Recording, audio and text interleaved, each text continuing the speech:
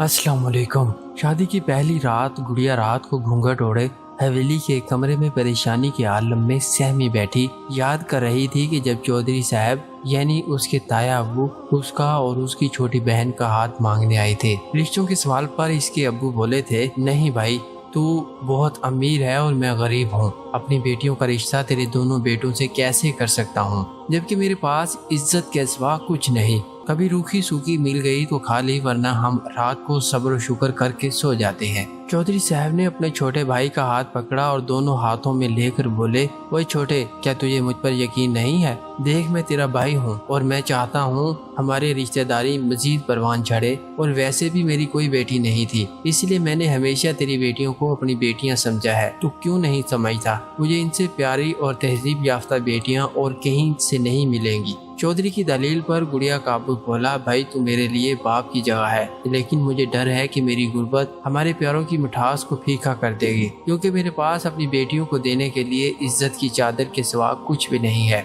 चौधरी साहब इस बात पर नाराज हो गए और बोले, यार तुझसे जहेज किसने मांगा है? मैं तुझसे बेटियां मांगने आया हूँ। देख, मैं अपनी झोली तेरे आगे फैलाता हूँ, मुझे खाली न मोड़। मैं बड़े मान से तेरे पास आया हूँ, मेरी इज्जत की लाज रख। गुड़िया के अब्बू ने चौधरी साहब को उठकर गले से लगाया और रोने लगा। रोते हुए बोला, भाई मुझे शर्म आती है मैं तुझे खाली हाथ लौटा दूं, इसीलिए मैं अपने दोनों जिगर के टुकड़े तुझे देने पर रजामंद हूँ, लेकिन ख्याल रखना इनको कुछ हुआ तो मैं जीते जी मर जाऊंगा। दूसरी तरफ चौधराइन के घर सफ़े मातम बिछ गई, क्योंकि वो कभी गरीबों से मिलना जुलना अच्छा नहीं समझती थी, लेकिन चौधरी के हुक्म को टालना मौत को दावत देने जैसा था, इसलिए सादगी से शादी की रस्मात अदा कर दी गई। चौधराइन हमेशा अपने बेटों के कान भरती के इन कमीनियों से तुम्हारी शादी करके चौधरी साहब ने अच्छा नहीं किया, पूरे गांव में हमारी नाक कट गई है, और तो और औरतें भी बातें बनाती हैं कि चौधरी साहब को किसी ने रिश्ता नहीं दिया,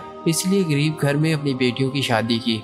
अब शादी के बाद गुड़िया और इसकी बहन पर हमेशा जुल्म के पहाड़ तोड़े जाते। जब चौधरी साहब घर ना होते तो तमाम मुलाजमीन को छुट्टी दे दी जाती और सारा काम इन दोनों बहनों से करवाया जाता, ताकि ये खुद ही यहाँ से भाग जाएं। शादी के चंद ही महीनों बाद गुड़िया अमीर से हो गई। देखते ही देखते सास का जुल्म बढ़ता रहा और बच्चे की पैदाइश का वक्त आ गया। गुड़िया रात को बहुत ज्यादा तकलीफ में थी और चला रही थी कि माँ मुझे अस्पताल ले चलो, ये दर्द मुझे बाहर डालेगा, मुझसे ये तकलीफ बर्दाश्त नहीं होती। चौधराइन रौबदार आवाज में बोली, खबरदार मुझे माँ बोला, जुबान खींच लूंगी अलग से, कलमोही कहीं की। फिर एकदम से चौधराइन के जहन में एक ख्याल आया। उसने अपने बड़े बेटे को बुलाया और बोली कि इसकी चारपाई उठाकर जानवर के चारे वाले कमरे में डाल दो और बाहर से दरवाजा बंद कर दो, सुबह तक खुद ही मर जाएगी, क्योंकि इसका ये पहला बच्चा होने को है। अगर कोई इसकी मदद नहीं करेगा तो ये ज्यादा देर तकलीफ बर्दाश्त नहीं कर पाएगी, खुद ही मर जाएगी और हमारी जान भी छूट जाएगी। चौधराइन के हुक्म पर चौधरी के बड़े बेटे ने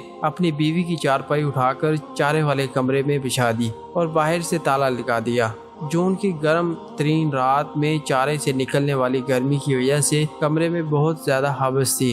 गुड़िया को अपना सांस रुकता हुआ मालूम हुआ। गुड़िया पहले पहल चीखी चलाई, मेरा दम घुट रहा है, खुदारा मुझे यहाँ से बाहर निकालो, मैं मर जाऊंगी। लेकिन किसी ने ना सुनी, सब अपने अपने कमरे में जाकर सो गए। अब सुबह तक ये मर जाएगी। गुड़िया को मालूम हुआ कि अब खुदा के सिवा इसका कोई आसरा नहीं है। गुड़िया ने अपने सर से चादर उतारी और दोनों हाथों से फैलाकर तकलीफ की हालत में अल्लाह को पुकारने लगी, ऐ मेरे अल्लाह, ऐ मेरे मालिक, मुझ पर रहम फरमा, ऐ मेरे पाक परवरदिगार, मेरे हाल पर रहम फरमा, मुझे तेरे सिवा कोई दूसरा नहीं सुन सकता, मुझ पर रहम फरमा। आहिस्ता आहिस्ता गुड़िया की आवाज़ धीमी होती चली गई। तहज्जुद के वक्त बिल्कुल खामोशी छा गई। तब जाकर नुकरानी ने चौधराइन को बताया कि अब कमरे से कोई आवाज़ नहीं आ रही। चौधराइन खुशी से बोली, इसका मतलब वो सच में मर गई। चलो अब तुम भी आराम से सो जाओ, सुबह को दरवाजा खोलेंगे ताकि किसी को शक न हो। सुबह को चौधराइन अपने बेटों को साथ लेकर चारे वाले कमरे में गई ताकि गुड़िया की लाश को बाहर निकाल सके। जब गुड़िया के शोहर ने कमरे का दरवाजा खोला तो सब देखकर हैरान रह गए कि हम तो समझते थे कि मर जाएगी, लेकिन गुड़िया तो अपने बेटे को दूध पिला रही थी। चौधराइन ये देखकर आग बगोला हो गई और गुड़िया को बालों से पकड़कर खींचती हुई बोली, अरे कलमोही, बता किसने तेरी मदद की? कमरे की चाबी तो मेरे पास थी, फिर ये बच्चा कैसे पैदा हुआ? बता, इसके पेट का नाड़ू किसने काटा? बताती क्यों नहीं? इसको साफ किसने किया? चौधरी के सवाल पर गुड़िया मुस्कुराती हुई बोली, ये मेरे और अल्लाह का मामला है, बेशक वो बहुत ही रहम करने वाला है। गुड़िया के जवाब पर गुड़िया का शोहर एकदम से आगे बढ़ा और चौधरी को गुड़िया से परे दिखा देता हुआ बोला, माँ खबरदार। अब गुड़िया को हाथ लगाया, क्या तुझे अब भी ये समझ नहीं आती कि ये मौजिज़ा है? अब तू भी अल्लाह से डर और माफ़ी मांग। ये कहते हुए इसने गुड़िया के सामने हाथ जोड़ लिए और कहता, अल्लाह के वास्ते मुझे माफ़ कर दे, मैं माँ की बातों में आकर बहक गया था। गुड़िया इसके हाथ पकड़ती हुई बोली, या तुझे अल्लाह के लिए माफ़ किया। कहते हैं अब भी सारे गांव में मशहूर है, गुड़िया ने फरिश्ते देखे हैं।